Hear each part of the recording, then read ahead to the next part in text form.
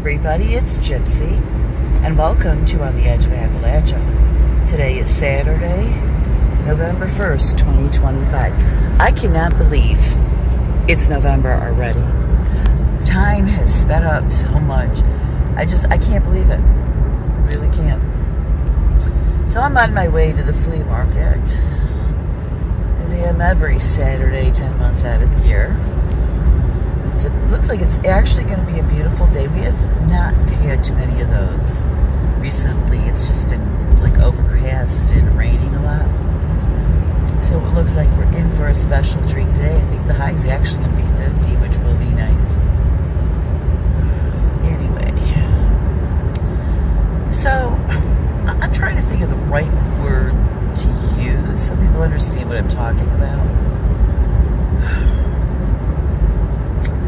You know, there's been a lot of talk, at least within the circles that I run in. And let me tell you, even the circles I run in, take a lot of stuff with a grain of salt. Because some of it is like, it just doesn't resonate with me. And it's like, all right, don't you guys think you're taking this a little bit too far now? Let's try to be a little practical. Because I do believe in practicality as well as the other stuff too. So anyways, I think it was my part of the problem with, being an organized religion, because a lot of the stuff I was expected to believe, even though I could hear and see other things a lot, I would be like, that's not possible, Anyways, it's been like a lot of rumors that around this time, like October, November, a lot of people that we never expected to see the truth of what is going on and what has been for, oh my Lord, it's a long time, because let me tell you, when Jesus was here, he wasn't trying to start a new religion. He's basically saying what a lot of people are saying today. But anyways, it's like, it's around this time that a lot of people who you never dreamed would get it, all of a sudden start getting it. And, it's not, to me, it's not an insult, because, we make choices before we come into this life. And some people chose not to do the crazy shit I do, okay? So it was their choice, and it's fine. Someday in their existence, they'll do something, who knows, like crazy. Anyways, because I'm thinking of a friend right now, and it really, it has nothing to do with intelligence or kindness or anything like that. Nothing in this universe makes anyone better than another, okay? And I just feel the need to preface what I'm saying with that, because I see a lot of people in the spiritual community thinking they're all hoity-toity because they can see things and know things. Some people can't, or choose not to. I think it's more of a choice, you just don't realize it. Anyways, it really isn't. There's no hierarchy. It's something we made up here. So anyways, that's why I feel the need to say that, whether you hear it or not, because I find I try to explain this stuff before I start talking about what I think or feel might be going on. Now, when I say that to people in my family, they don't hear me say might or think. They just think I'm spouting something that I know absolutely to be true, and I'm being arrogant. No, I said might or think. I think a lot. I'm a thinker. I am. I've always been one time, my best friend, I was telling you guys, we've been friends for like 52 years. I remember one time when we were in our early teens or whatever, and she goes, sometimes I can actually see the wheels grinding, like when you're thinking, you're always mulling things over. I don't know. I do that. Anyways, so it's not that I know this stuff to be a fact. I don't. There's certain things I hear going around that I'm like, nah, no. that doesn't resonate with me, and I don't think so. People are just talking a big game. And then other things that do resonate with me. But here's the things that resonate with me does not necessarily mean they're fact or they're absolute truth, okay? Because you can hear message, the divine message, with your physical ears and still get it wrong, still misinterpret it. So, I don't ever bet the bank on anything. It's just what I think. And I know one day when I leave here, I'll find out. Was what I thought right, wrong, or somewhere in between? And I just like to talk about it. I think it's interesting. I think it's fun. But too many times when I try to talk to people about it, they get upset. No, it's just a conversation. I want to know what you think. I do. But you, in return, have to let me speak too. I don't know. It's weird. But anyways, I'm thinking of this one friend of mine. We've been friends, I don't know, maybe 25 years? 20 years? Something like that. A long time. Now, how we met, I started going to a church in the area. It was an Assembly of God church way back then.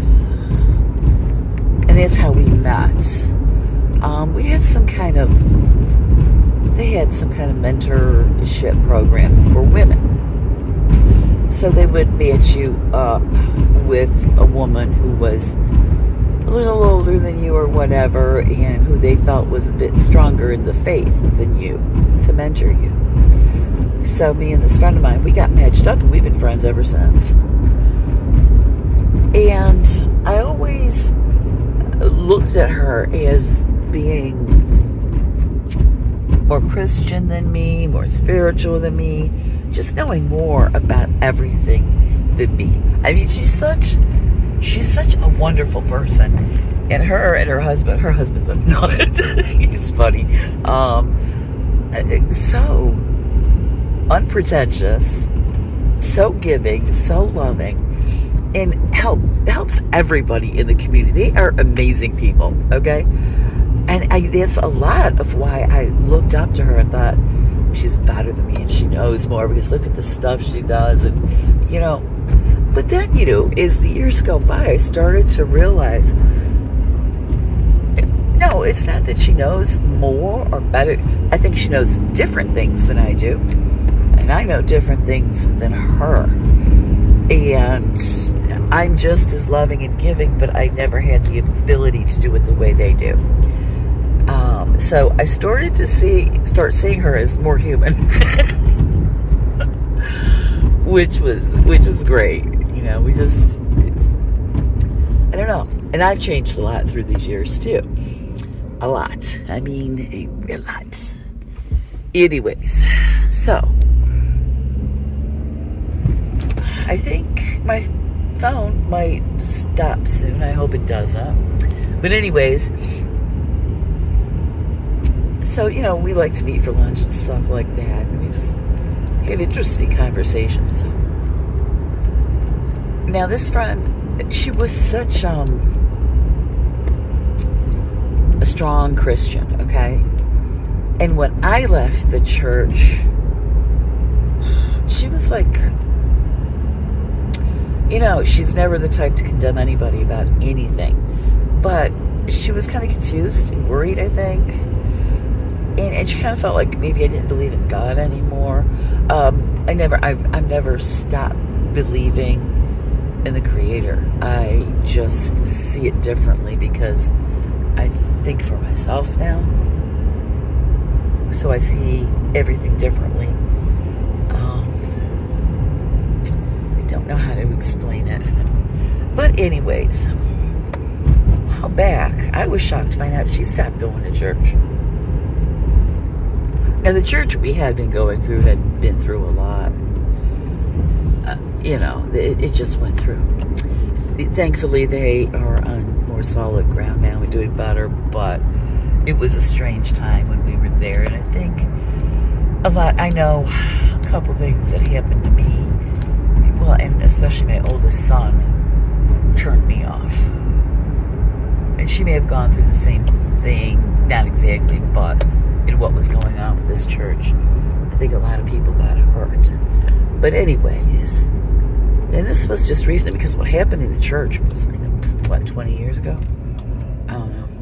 Anyways, she surprised me when I found out she wasn't going to church anymore, because I never dreamed the day would come that she would stop going to church. Now, she's not an atheist. She still has faith. But she's not so sure it's all entirely in a Christian manner. I think she's analyzing things right now, which is very, very normal. I went through it. I think everybody does at some point in their life. And anyways, she said, her husband still goes to church, and she let him know.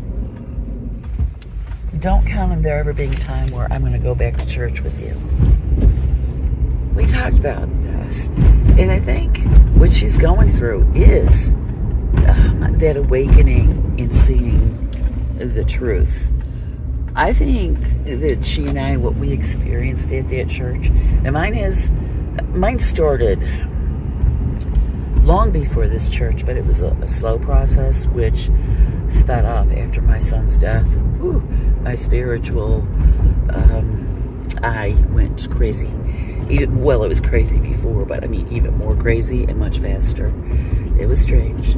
But I think that's one of the things is thinking about spirituality, your spirituality, and how you're viewing things.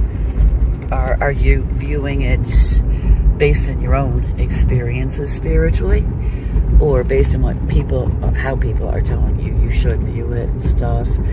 And why are they telling us to? Like I told her, there should never be an intermediary between you and God, whether that be a priest, a pastor, a guru, Jesus, even Jesus himself. And I think that's like one of the ways to talk about it. And, we could politically, she's more liberal than I am. I'm more conservative than her. But I think the difference with us and other people, we're more pliable. We're flexible. We're open-minded. You can, if you give me good evidence and bring the receipts, honey, you better bring the receipts. You give me good evidence, you can change my mind. I don't, stick on one thing, because if I find out something I think or believe is wrong, I'll change. I am not embarrassed to be wrong. That's why we're here, to learn. And part of learning is being wrong and making mistakes. So that's the way the two of us are. We're more like, I think you could change our minds by giving us good evidence and bring the damn receipts. That kind of thing. So I think this was going on. People are starting to see things like that. Okay, whether it be spiritually, organized religion, politics, government, all those things. We touched upon politics a little bit. Because the one thing we do agree on, even though we're across the table from each other, we have this little, I don't want to say divide, because that's one of our biggest gripes, is this division.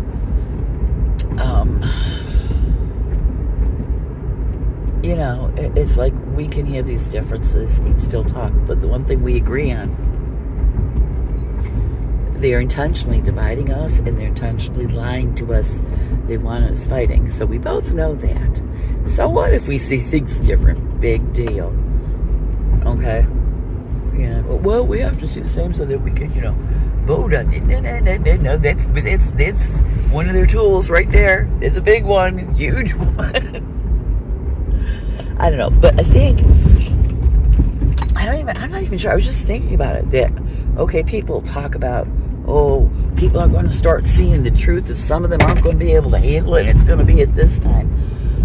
I think things get blown out of proportion in the spiritual community a lot, because everybody wants to take things so damn literally that people get messed up, whether it be in the spiritual community or organized religion.